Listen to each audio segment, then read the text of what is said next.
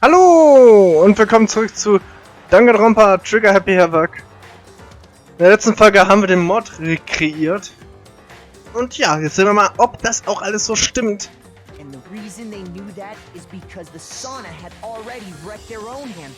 Ja, das kommt noch dazu. Ja, wir sind jetzt fest der Überzeugung, es war Mondo. Und deswegen rekreieren wir auch jetzt den Mod-Ablauf. Isn't that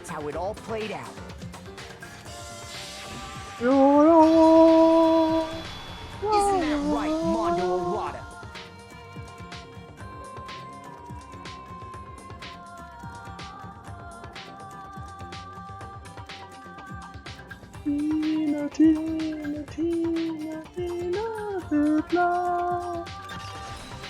Entschuldigung. Ja, das stimmt. Wait. No. This can't be right. Es ist aber Tucker. Where's your evidence? Yeah. Where's your evidence? Haben wir dir gerade vorgelegt. You need evidence. You need proof. Without any proof, you can't pin any of this on him. Doch. Evidence that Mondo is the killer that all revealed itself earlier in the trial. I can somehow show where Mondo's handbook is right now. Once I do that, everything will become clear. Absolutely. Let's talk a little bit about fever time and nega time. During a bullet time, if you press the RB button, fever time will activate and the tempo will force it to its max. At this point, even if you push the buttons at random, you won't miss. So you can push AY however you want to destroy the opponent's verbal assault. And this only lasts until your focus gauge runs out, so make the best possible use of your time. Of course, it wouldn't be fair to if only you got access to special time, right? So we also prepared something called nega time that your opponent can use. If the opponent activates nega time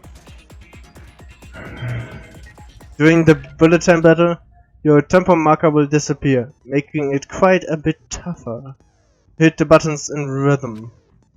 If you were to activate fever time at this point, no, never mind. I'm sure nothing would happen. I don't know what I was worried about. As a present, if your action difficulty is set to gentle, the opponent won't use nigger time. Well then, good luck and have fun. Okay. The moment of truth. Show me some evidence. You're wrong. I won't listen. I refute you. False.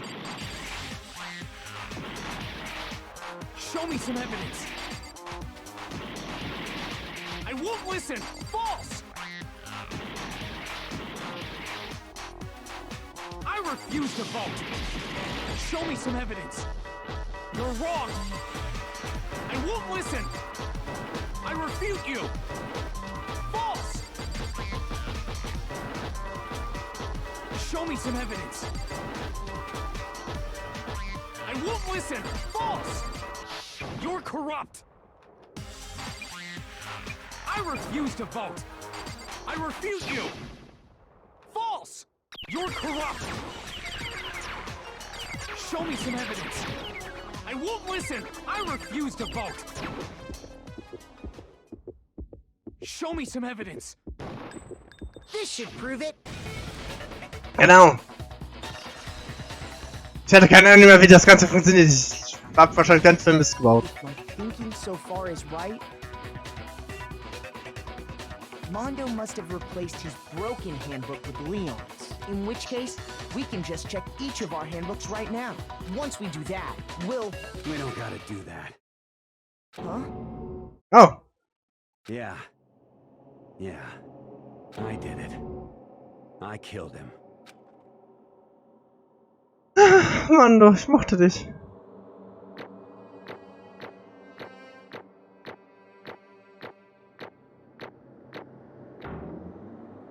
Nee, ist nicht schlecht. Nice, finde ich auch. Bro, what are you saying? I got no choice, man. After hearing all that, I gotta just give up. Go ahead, Monokuma. Get it over with. Ask for the goddamn verdict. Roger that. Wait! Hold on! No waiting, no holding on. Okay. Time for the moment we've all been waiting for. Grab your lever and give it a yank. Who will you elect as the blackened this time around? Will you make the right choice or the dreadfully wrong one? Ist ja wohl klar. What's it gonna be? What's it gonna be?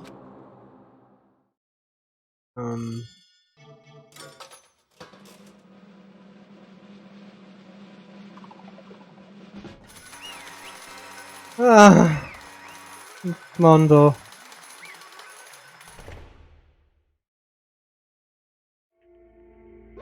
What? Uh-oh, this time it looks like you got it right again. Yes, it is so. The blackened that killed Chihiro Fujisaki was Mondo Wada. In case you're wondering, the word was not an animus. Kiyotaka chose the wrong answer. You're treading very close to the danger zone, Mr. Ishimaru. You need to be more careful. Hey, don't use the it! There's no way, you won't get someone. Sorry. What Bye, is this? are you apologizing? Bye. Why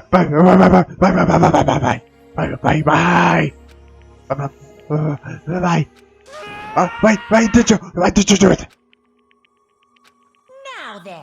Well, it looks like Mondo's taking over our silence, so allow me to explain on his behalf. Actually, The story of the matter this time is the sad story of two men. Oh, but for anyone who doesn't really want to hear it, you can hit the B button to fast forward the text. Fine. Anyway, there was once a young boy, and his name was Chihiro Fujisaki. He had an extreme inferiority complex regarding his own lack of strength. You're so weak, even though you're a boy. He heard things like that as long as he could remember, and he couldn't overcome his weakness. On the contrary, he tried to hide and bury himself further and further into that weakness, to take on that fragile form of a petty young girl. Petite, Chantal, nicht petty, petite. He had chosen that as his way out. Now, nobody will be able to say anything about, even though you're a boy. But no matter how tightly he wrapped himself up in that shell, the inferiority complex had already taken root deep inside of him and was not so easily weeded out. As it turned out, the shell was completely empty. The complex didn't disappear. Instead, it only grew stronger and stronger. I'm weak. Weak.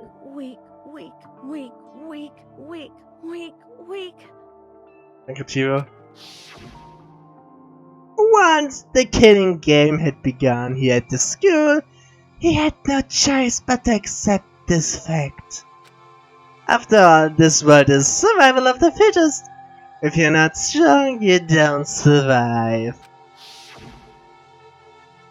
And then, the lovely, hateful Monokuma announced the revealing of the embarrassing secrets. Which, of course, included Chihiro's embarrassing secret, which I was more than willing to divulge.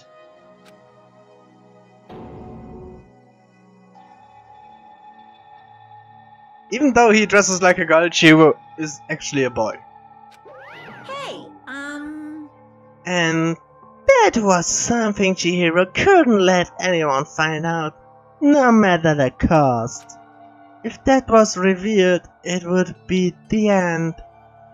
The hardened shell would crack, the armor would fall. Without a doubt, those around him would torture him more than ever before. Everyone figured being thrust into such a dilemma must have sent him spiraling into despair. And yet... I'm sorry. I don't really want to talk about it right now. But I also don't want to leave things the way they are, so maybe I can talk about it later. After I try my best to become strong, then I can tell everyone. Annoyingly, he used the threat of discovery to motivate himself to become stronger. That's right. Now's my chance. I want to change. I'm going to get stronger and accept who I am. Strong enough so that when someone says, even though you're a boy, I'll be okay, I'll get better. With that thought at the front of his mind, he resolved to take immediate action. And so, that day, he made the commitment to begin exercising. He was prepared to retain his mind and body. But sadly, that would be the first and only chance he would get. Hey, When he decided to start exercising, he thought it would be good to ask for someone's help. But when he wanted to tell that person his secret first, and then asked him to help him from there, the person he went to... Yeah, that's right. It was me. Yeah, but she was. The back again fella had been painfully clear about how important his manly promises were. So Chihiro probably figured that even if he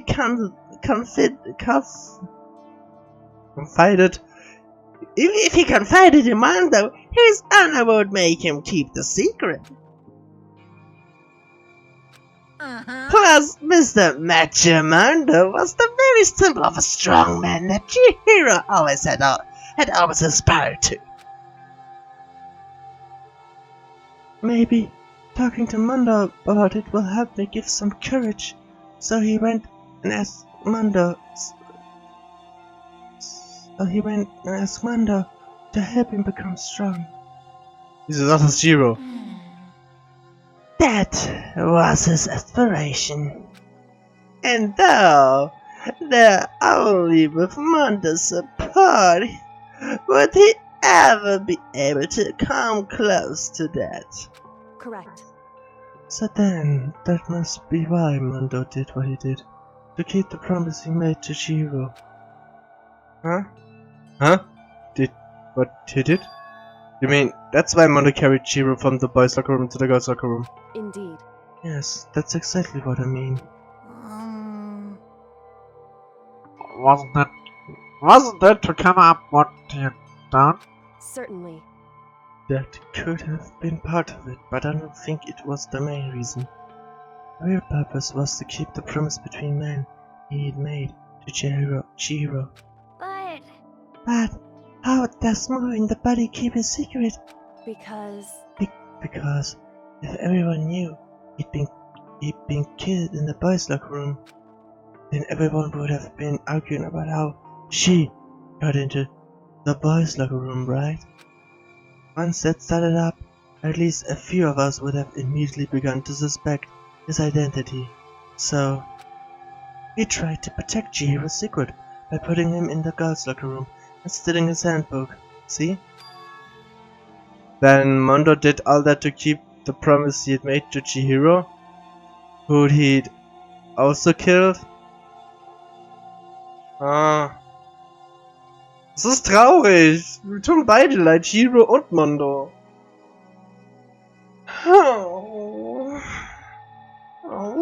So traurig.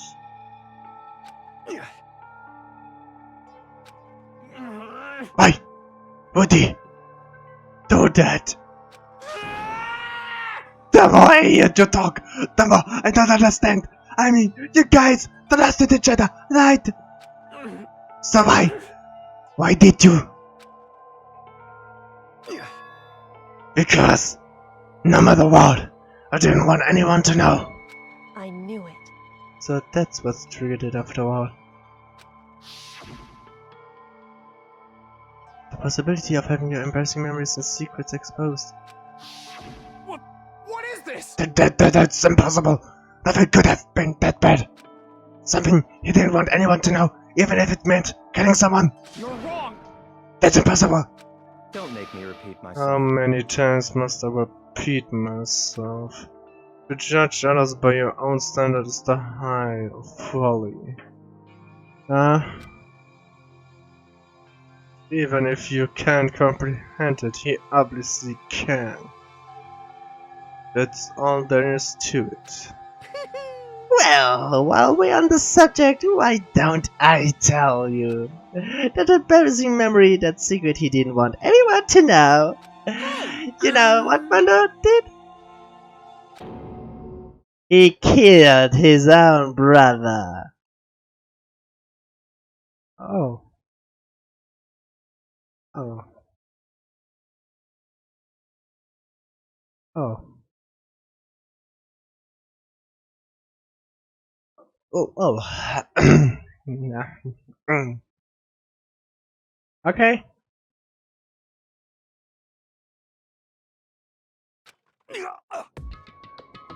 Yeah. Mondo, the ultimate bike gang leader, makes all the hoodlums and riffraffs across the country tremble. But the only reason he had the chance to join a gang in the first place was because of a certain someone. Mondo's elder brother's name was Daya Owada. Mondo had nothing but respect for him. It was because of Daya that Mondo ever got on a motorcycle. Mondo's brother was his only family growing up. He was the only one Mondo could trust or respect. He wanted to measure up to his big brother, so he imitated him in everything he did. Mondo was the epitome of the stereo kid brother.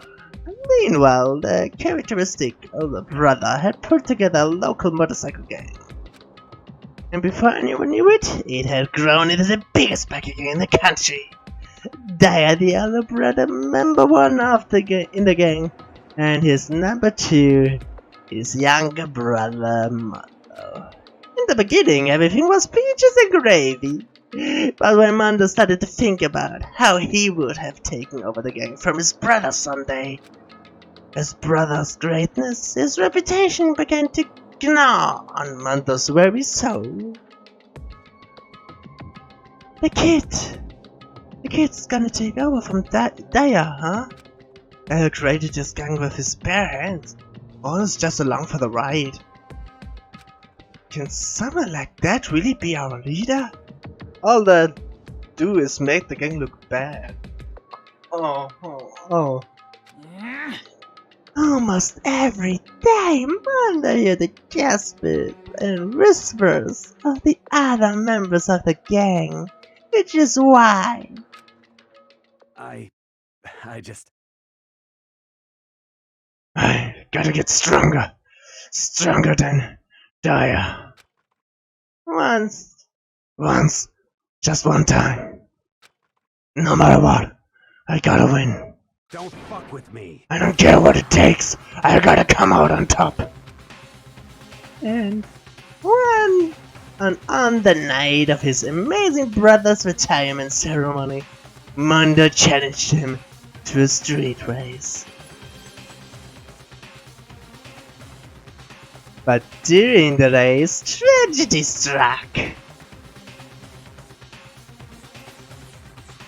The kid brother pushed ahead with reckless abandon. Eager for victory, dashed into oncoming traffic. But suddenly,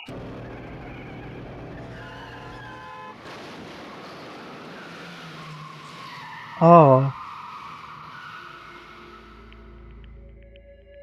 Laying in his dead brother's arms, the elder brother delivered his final words. I'm a bad kid. I fucked up. I'm sorry. Of course he knew it was his brother's fault, but Dyer never blamed him for what happened. Hey kid, the rest is up to you. No matter what, you gotta keep the gang together. Cause it's the team you and me put together. It's a promise between men.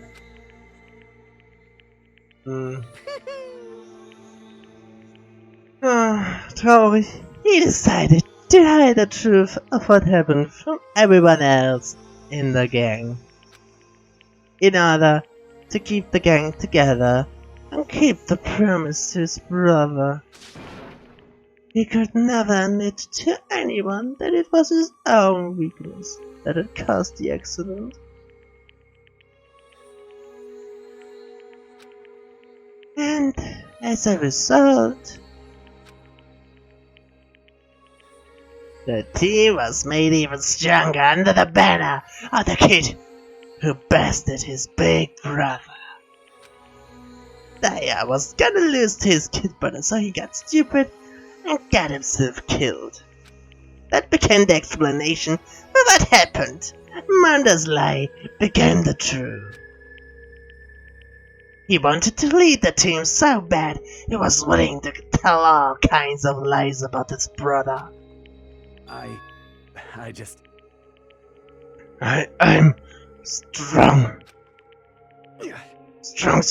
Strong. And yet,